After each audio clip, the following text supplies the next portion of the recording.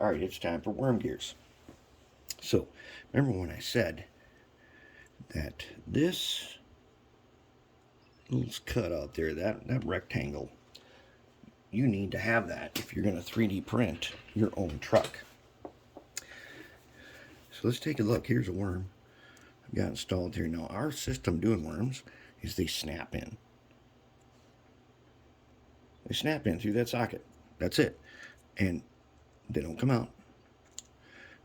But we got to take up the slack, which I've got right here. Got one bronze bearing and a thrust washer, and then like 4 thrust washers, and now it doesn't move back and forth. So now it turned nice. Okay, so what is this window for? The window's not really a window. When it is being printed, let's take a box here. Okay, so when this is on the print bed, I leave a hole. Basically, it's not the right size hole. It's a hole that marks where the center is. And finding center, like in many things in machining and carpentry and stuff, you need different ways of finding center. This block here, okay, this one snaps in. So the total width of the truck is that wide. So that hole's got to be centered in that width. And it's got to be the same on both sides here, so it's level. So think of a block that would fit right down in there.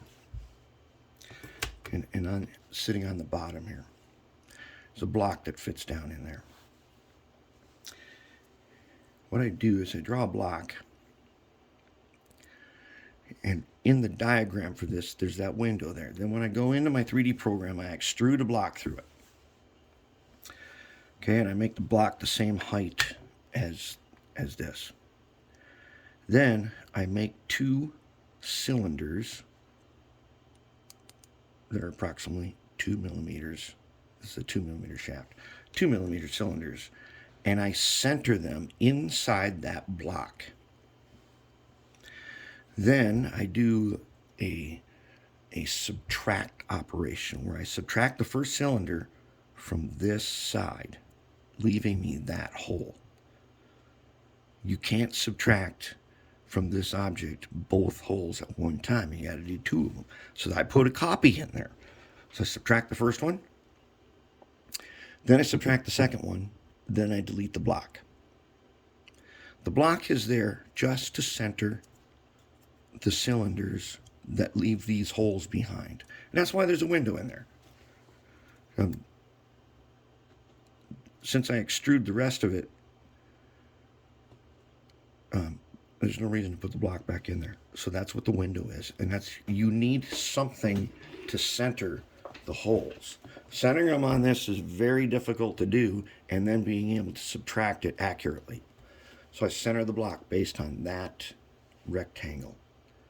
That's what that rectangle is for. Something to think about when you're going to try and build something in 3D. Finding ways to center things. That's all there is to it. So now we've got a thrust washer in here. And it's not going to pull back and forth.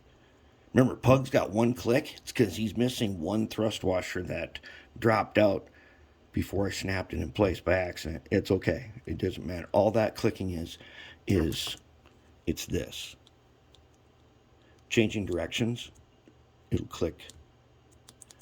And then it'll, because it can go back and forth, the gear will get to the end of the worm gear, and you'll get a little click where where the worm cuts off. It's best to have, you want the worm to be in here where the very ends of it never reach, they don't touch the gear.